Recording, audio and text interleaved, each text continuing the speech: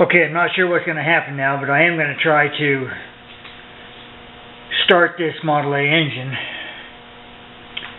if no more than just for, you know, a couple of puffs of smoke. I just want to make sure that my ignition system is okay, that I've got it timed alright, and that my coil and condenser and all that's the ignition system part's gonna work. So I'm not gonna run it by any means, of course, with no water and no radiator and with no... Ready?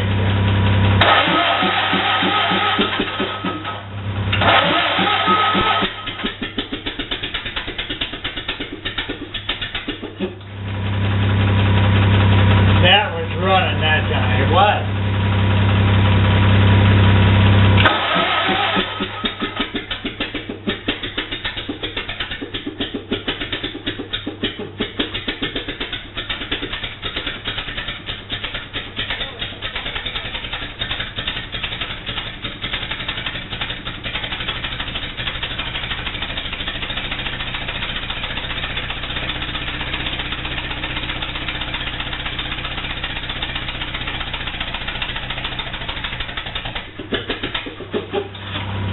I was running about, choked a little bit. I choked and just very little throttle.